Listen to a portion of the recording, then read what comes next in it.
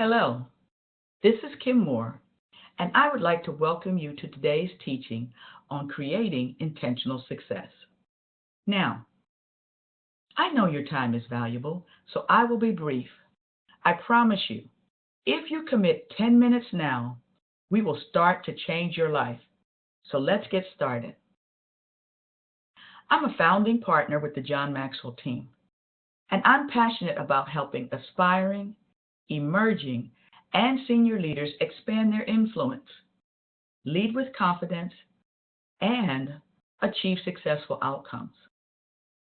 I'm very intentional about my purpose. Now, today's teaching is going to be based on the principles in the book Today Matters by New York Times bestselling author Dr. John C. Maxwell. And John calls these practices his daily dozen. Now, I have to tell you a little bit about myself before we get into our teaching. You see, I grew up in the inner city, and I'm a product of urban schools. My grandfather was very influential in my life. And for my grandfather, he used to always tell us how important education was. In fact, he said to me, Kim, education is the key to success. My grandfather told me I was a role model for my other cousins and my younger sisters. But he told me to be a good role model, I had to have a strong education. He planted those seeds early in my life for me to be intentional about my education. And as I got older and moved to high school, I really began to be very, very focused on what I was doing and why I was doing it. So you could say that I was intentional about my studies. I knew I wanted to be a leader. And so every year, in between the summers, when all of my friends were, hanging out and having fun, I was going to college. So between my 9th and 10th grade and my 11th and 12th grade years, or 10th and 11th grade years, and then 11th and 12th, I was taking college courses. And as a result of that, I was able to graduate early. In fact, I graduated at 16 and started college as a second semester freshman. Now, when I got to college, being an aspiring leader, I decided to go ahead and join the ROTC department. And I have to tell you that my attitude was not the best attitude for a young cadet. In fact, my peers rated me at the bottom of the class. Now, I know some of you are out there laughing already about that, so don't laugh. It's not funny, but it was a wake-up call for me. And the reason it was a wake-up call is because I had gotten away from doing what I was supposed to be doing. See, being intentional about studying was how I got to college at an early age. And I recognized that I needed to go back to being intentional. So I put my nose to the grindstone, as they would say, and I worked very hard. And when I graduated, I was the number 1 cadet in our ROTC program. In fact, I was the first female cadet commander. I won every leadership award that year, and I graduated with a biology degree with a minor in chemistry, which led me into my career in the military. I served 20 years in the United States Army, and my area of focus was weapons of mass destruction. So I was a chemical corps officer. During my time in the Army, it was just awesome. I really enjoyed my time in the Army because it gave me an opportunity to do a lot of great and wonderful things. I became platform qualified, which is basically saying I was an instructor. I was a company commander. I held several different levels of leadership positions throughout my career. I won numerous awards, medals, and commendations, and my last duty station was the Pentagon, where I had the privilege to work for the Secretary of Defense. It was an awesome experience, and I really enjoyed my military career. While I was on active duty, I also earned my master's degree in administration, which led me to my next phase of my career, which was becoming a teacher. Yes, a classroom teacher, a high school science teacher. And as much as I love being in the military, I found teaching to be even more rewarding because as a teacher, I get to shape and mold and influence young lives. Now, I'm not a classically or traditionally trained educator. In fact, I'm what's called alternatively certified. But I did those things so that I could earn my professional teaching certificate. So, not being a traditionally educated teacher, I had to be very intentional and very strategic with managing my time so that I could teach all day, go to school at night to earn my teaching certificate, as well as I became a certified district trainer. And while all of this was going on, my principal, who would come by and visit my classroom or when he saw me in the hallways, he would always say to me, "You know, Miss Moore, you should think about being an administrator. I think you do a great job and you could impact more lives as an administrator." Well, after he planted that seed and several people came along and watered it, I decided, you know what? I think I might like to go downtown and work and see if I could do some more things. And while I was doing that, once I went downtown, I also became a college professor where I was adjuncting for a national university. Now, you would think that I was teaching in the College of Education, right? No, I taught in the College of Business while working a full-time job as a district resource teacher and then being promoted from that to a supervisor in the Office of Professional Development in Title I. I still, though, had this desire to be a leader. Those seeds that had been planted by my principal as a new teacher were still there, waiting to come out. And so after a couple of years in the district office, I decided to move back to a school to pursue my dream of becoming a high school principal.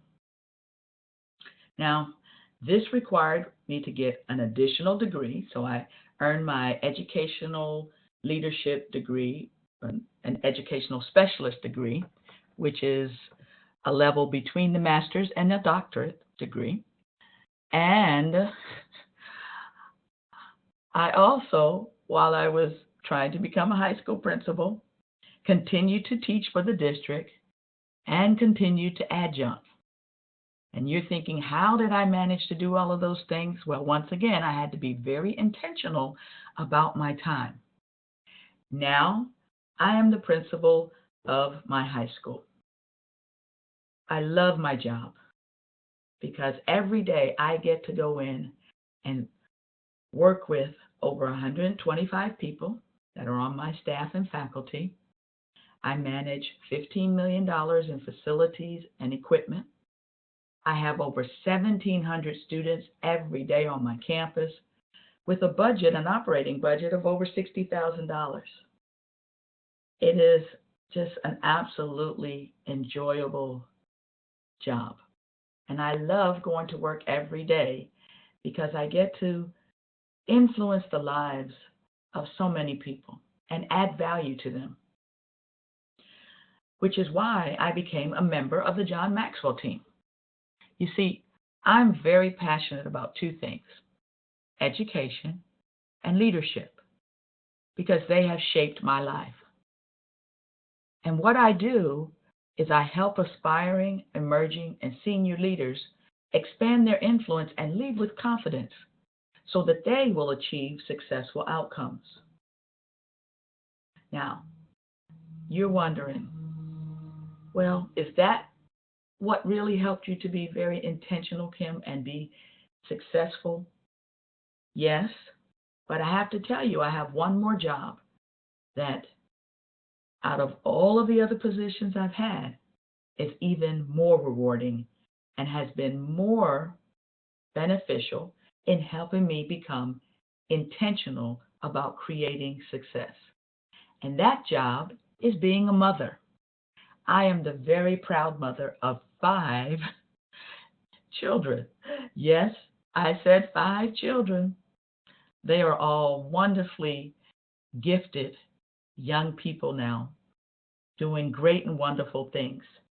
But managing 5 children can be very challenging, and you have to be very intentional about scheduling your time because one child is taking music lessons, another one is playing soccer, while one is playing basketball, and others playing football, and we have this club to go to and that activity to do, and just managing all of those activities as well as a full-time job, going back to school myself. All of those things require that I be very intentional about what I do every day because today matters. So one might ask, what has been the key to my success? Well, it's being intentional on a daily basis, understanding that today matters. See, in my experiences with people, I found that most people don't understand how the way they live today impacts tomorrow. People create success in their lives by their intentions today. So my question to you is, how do you focus on today? How do you stay intentional? Well, John calls it his daily dozen. Because today often falls to pieces. So let's talk about what are the missing pieces. I'd like for you to write these 2 questions down. How would you rate your day so far? Has it been productive or unproductive? Okay.